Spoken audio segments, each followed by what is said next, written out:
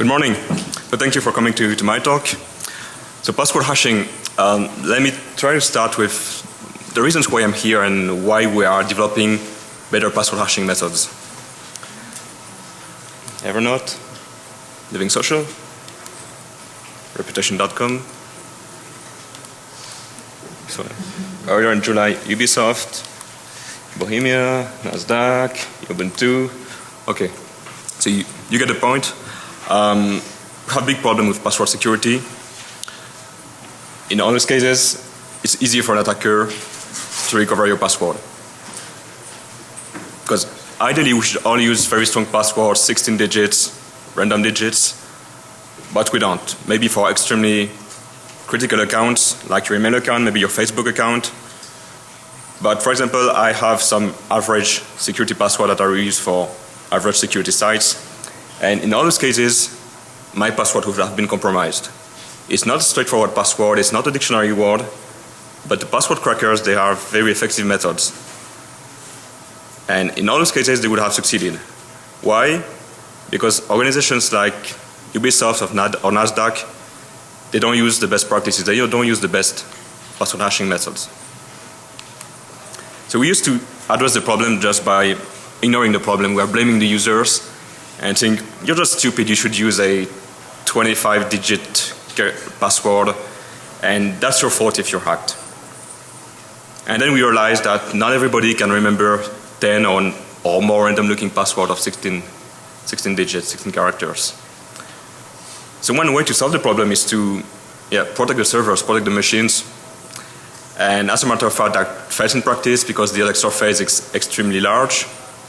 Very often it's attacked by SQL injection, but there's plenty of other type of attack that can be used to compromise the password hash database. So then what we'd like to do, what we're trying to do is to tackle the problem at the root. Not to prevent a compromise of the server, but to mitigate a compromise. So we make the assumption that the attacker has attacked the server, has compromised the list of hashes, and our job is to make as difficult as possible here to go from the hashes to the password. So going on that fails in practice at this point. Nobody really uses strong password hashing methods, but that's probably easier to fix because instead of solving many different problems, we just have to solve one specific problem. So we have to understand what is a strong password hashing method, what we understand by security, how to define this a bit formally in a more scientific way, and then to develop techniques that match those needs, those requirements. That's the point of this talk, and that's what I would like to present to you today. So first let me go through the most common methods, how not to hash a password. So the first one, which is very popular unfortunately, is not to hash anything. Some people are told that they should use a hash function to protect passwords, so they do things like this. So I don't know if you can understand what's going on here. So the guys are just storing the passwords in clear, and you send them your password, they fetch the clear password from the database, they hash it, they hash the password you send, and they compare the two. Okay, that doesn't help a lot. A much better approach that is not from the 60s but from the 70s to use a cryptographic hash. So when you hear the word cryptographic, you think about something extremely secure, you think about Bush-Nair, so it must be secure. That's maybe one of the problems, it's terminology. So cryptographic doesn't mean strong for passwords. So it solves one of the problems.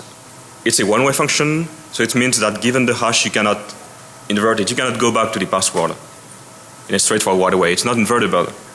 But you can use two types of extremely efficient techniques, which are based on the fact that these functions, they are designed to be extremely fast. For example, on the latest Intel chip, with the Haswell microarchitectures, you take the SHA-1 hash function, it takes only 500 cycles approximately to hash a password of 8 bytes, of 8 characters. That means approximately 1 microsecond, even less than 1 microsecond. So it means that you can test literally millions of passwords per second. Millions. So what does it mean for the attacker? It means that if he has a fast computer, he can use brute force technique. So test all the passwords enumerate all the possible passwords with a given set of characters until one matches the hash that you found on the database. Something that's a bit more intelligent is to use dictionaries or lists that are constructed in such a way that they will only include strings that are likely to be passwords, not strings that will look completely random. What is also very effective is what is typically known as rainbow tables and more generally time memory trade-offs. Here the idea is that you pre-compute huge tables, gigabytes of data. It might take you weeks, actually months. But once you have computed those huge tables, it will take you just a couple of minutes to break a password, against a few hours in the first approach. So in the 80s, people, or later in the 70s, they found a better approach is to use a salt. So the idea here is extremely simple. The rainbow tables, the time memory trade-offs, they work on a specific function, maybe SHA-1 or MD5 or SHA-2. But if you use a different hash function for different users, it doesn't work because the pre-computation that you do, it's specific to a given function.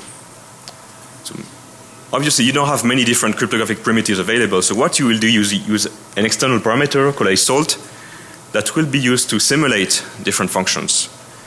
And from a theoretical point of view, if you just concatenate the salt to the password with proper domain separation, then you have exactly the same behavior as completely different functions. In cryptographic terms, they will emulate a random oracle. So a black box that returns a random value if you send her a request. So that solves the problem of rainbow tables, of time memory trade-offs, but not of dictionary attacks. So how to address this? To use a password hashing scheme. So here the idea is extremely simple again, is just make it slower, make it more difficult, more complicated, and just use more resources. So instead of computing 1 million of hashes per second, repeat the hash 10,000 times, so that instead of doing 1 million trials, you can just make 1,000 or 10,000 of those. So that not only solves the time memory trade-off, dictionary and brute force problem, but also it minimizes the advantage of attackers that use dedicated hardware or that use graphic cards or FPGAs. For example, in some FPGAs, the cost of accessing, reading, writing memory is relatively higher than in a CPU where you have now a few megabytes of L2 or L3 cache. And this is achieved by doing more arithmetic operations, so using the arithmetic more intensively, and doing more memory allocation, more reads and more writes. So let me give you a presentation of the three most common methods. PBKDF2, password-based key derivation number 2. So it was designed as a key derivation. It's essentially the same problem as password hashing. Is you take a password and you get something that's cryptographic, random looking. It's a NIST standard. It was designed by some people at RSA, and it's used in things like iOS and Blackberries and GPG, TrueCrypt. When you give your TrueCrypt password, it's first doing maybe 10,000 iterations to check your password. But one problem with this is that it's extremely simple, but it uses no clever way to minimize the advantage of attackers. That's why some people designed bcrypt in 1999, and it was really the first attempt to make something against efficient crackers, efficient attackers. They use 4K of memory, which is constantly accessed and modified. And the idea of the designers is to defeat the ASICs, so dedicated hardware fabricated especially to hack passwords. But one limitation of this is that you cannot parallelize it, which means that as a defender, if you have a multi-core CPU, if you have SMD instruction sets like SSC AVX2, you cannot exploit them to hash password, which means that you give an advantage to the attacker because you don't use all the potential of your hardware. But we should not blame the designers, because in 1999, and then you were still using a single core with very small cache memory. There's used in Twitter, Living Social, after they've been hacked, and in BSD because it was done by BSD people. So now really the state-of-the-art design is scrypt. Maybe you've heard about it. It introduces this notion of memory half function. So the guy Colin Percival, he really tried to have a formal scientific approach to the problem. He defined theorems, he proved theorems, use very scientific notation to make it really more rigorous than bcrypt. Unfortunately, it's much less popular than bcrypt for some other reasons I will present a bit later. But I think it's used in Chromium in Litecoin as an alternative to SHA-256 and in Tarsnap, which is the system of Colin. So just to present very simply how it works. You first allocate a large array of memory and you initialize it with random values. Not randomly random, but generated pseudo-randomly from the password and the salt. The passwords are the seed and you fill it with random values. That's the first step. You store this in memory. And second step is you make unpredictable accesses. So here the idea is to force the storage of all these values. Since you cannot predict which element can be accessed, you really have to store everything to make it efficient. Okay. So what is cool is that when you think about it, you think about the problem, you don't know scrypt, you will come up to this construction. So we really try to achieve this functionality in the simplest way as possible. But there's some issues, some limitations with scrypt. If you look at the evolution of cryptographic primitives, there's always this stage where you make something very good, but you have thought a lot about it, so you end up with something very mathematical, very sophisticated. And the subsequent stage is maturity, where you make the same functionality, but in a minimalistic way with just the components that you need. So I believe that scrypt has not reached this stage, and if you look at the specification, you'll notice that you have to implement many different procedures. On the left side, you have something called smix, which is an algorithm that takes a sub-function called runmix, which calls blockmix, which uses salsa20/8, which is the core component of the stream cipher salsa20, which was designed by Dan Bershine, which is a really cool cipher. And after doing this, you have to use mfcrypt. I don't want to explain what it is, which calls pbkdf2, the thing I presented just before, which uses hmark, a construction defined by, standard by NIST, which itself is calling SHA-256 as subcomponent. So you have 1, 2, 3, 4 cryptographic primitives and 4 other constructions. All those guys, you have to write code for them, to debug them, and to test them. So you see the problem. Next problem may be more pragmatic is, let's say you're not an expert in password hashing, you're not an expert in cryptography, you just want to protect your web application using scrypt because this crypto guy told you to do so. And then you look at how to use the best parameters for your system, for your hardware. So you'll notice there are 3 parameters, N, R, and P. So N is called the integer walk metric. R is the block size parameter. And P the parallelism parameter. This might give you an idea that P parameterizes the parallelism of scrypt. But the first 2 ones, it's not very clear what they're doing. So what you will do next, you will go to Stack Overflow. You will ask a question, I have this application, what parameter can I use? There may be some people which are a bit creative and give you some random values, and more serious people will tell you just to look up at the slide of Colin and look at the parameters that he proposed. They were proposed in 2004 and they may not be the best for your application of today. So how do they really affect performance if you're interested in using scrypt? So N and R, quite surprisingly, they have exactly the same effect for the defender for you. N and R, they actually define the computation time, number of arithmetic operations that you will do. So if you double the value of N, you double the number of basic operations. If you double the value of R, exactly the same. No change at all. Same for the memory. You have N times R times 128 bytes. So N and R, they have exactly the same effect in theory. So this plot here just shows that when you increase N on the x-axis, or if you increase Y on the y-axis, if you increase R on the y-axis, you have exactly the same effect on the actual time of competition. So the more red, the slower, and the more blue, the faster. Okay. And now maybe you are running your application on an embedded platform. Maybe you have some memory constraints. You just have maybe, I don't know, 1 meg of memory available. But you want to be slow. You don't have any latency constraint. So you want to be as slow as possible, maybe up to 1 or 2 seconds. But you don't want to use more than 1 meg of memory. You can do that with scrypt. Because if you increase N or R, you will de facto increase memory as well. So then if you really dig into the specification, trying to understand how it works, and after 2 days of reading the paper again and again, you will figure out that if you modify the parallelism P, you will also indirectly modify the time, not the memory. But still, that's not a very user-friendly way, in my point of view.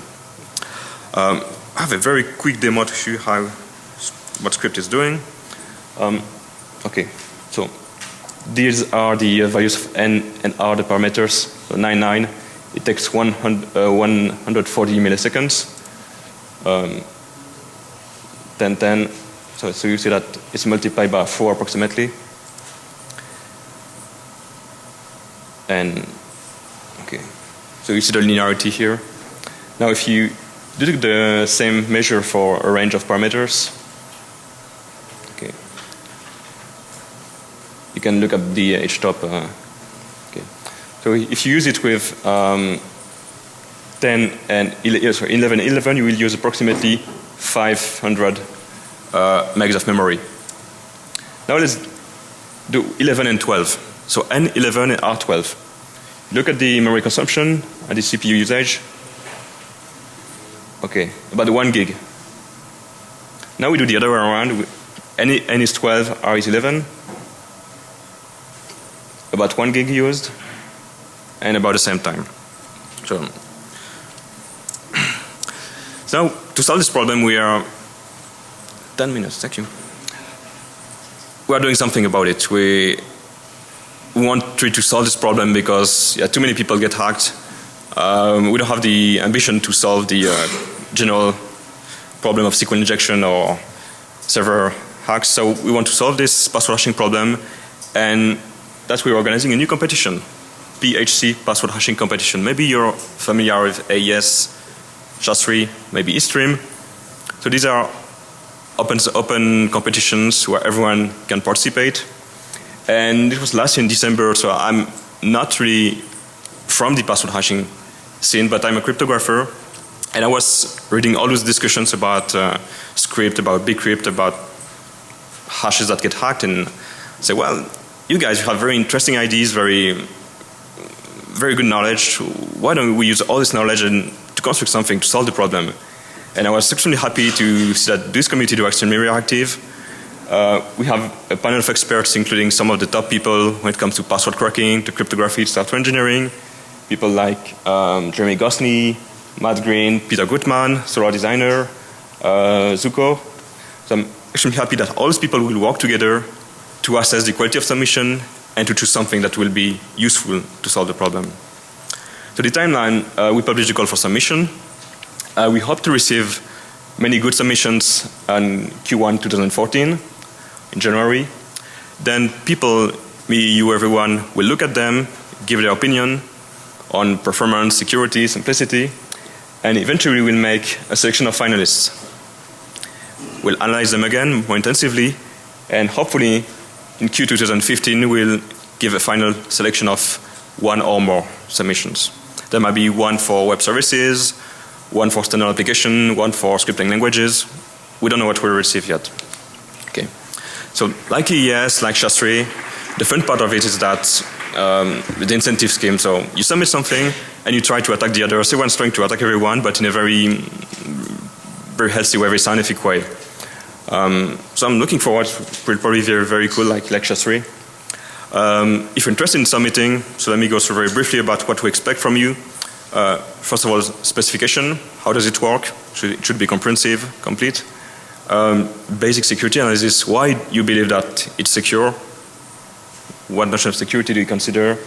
How fast or how slow it is? Why do you think it's fast for the defenders and as slow as possible for the attackers?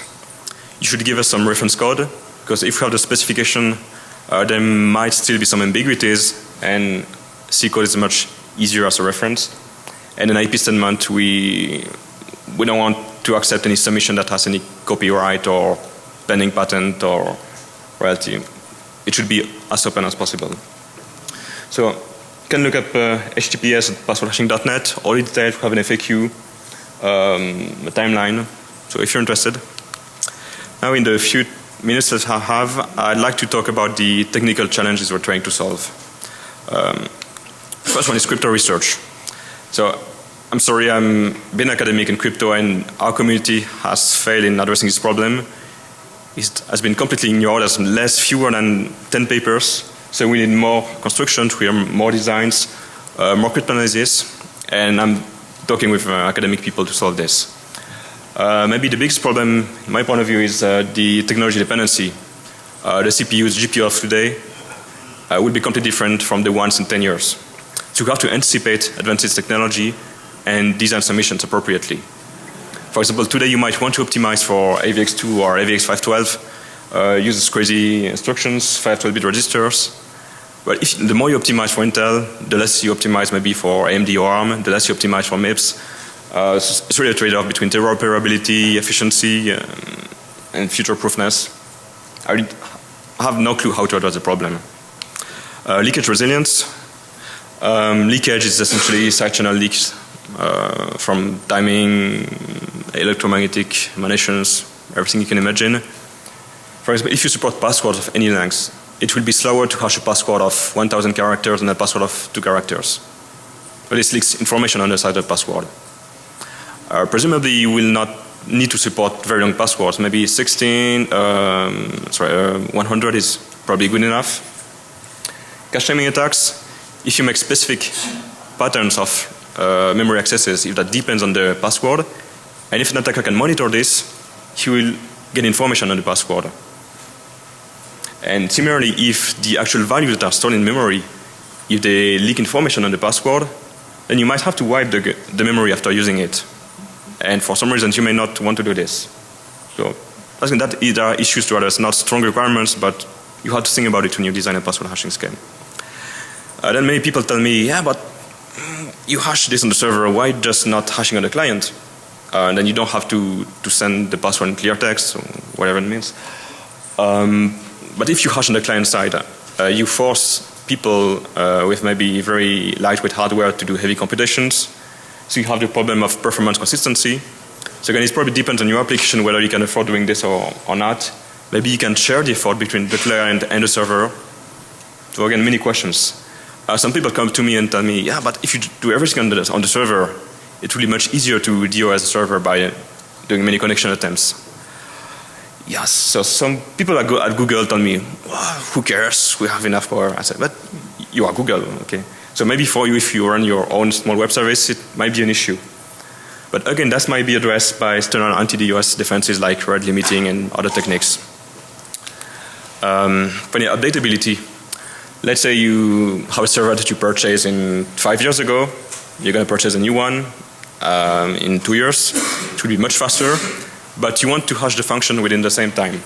So you have to modify the password hashing scheme to make more iterations. But then you have to ask each user to make a fresh login to get their actual password, so to store the new hash function. It would be much better if you could just take the hash and take some auxiliary value and directly compute the better hash from the lower hashes. There's probably more intelligent techniques to do this, but you have to think about it to find something better. Okay. And finally, I'll finish some crazy ideas. So I chatted with some people about what can we do something better than password hashing, not just hashing, but password hashing method or schemes or whatever. And I came up with the idea of making functions that depend on the password result. So you will use a completely different algorithm for each function. And if you start thinking about it, you come up with a conclusion that this is somewhat equivalent to creating a VM and a bytecode generator that produces code that always run within the same time in the same memory. I think it's an interesting idea that might be excellent for some application, that might be very bad for some others, but I really would like to see more work in this direction. Another crazy idea is security through obesity by Jimmy Spillman. The idea is to pollute the database with fake hashes that do not correspond to any real user. So first, if the attacker compromises the machine, he has to exfiltrate maybe gigabytes of data, which might take some time, and then he will have no clue of which hashes are interesting to break and which one are useless to break. So again, in some applications it might be a bit overkill. I presume that this might work, but this needs a lot of changes in your architecture. Okay. So I'd like to thank you for your attention. you.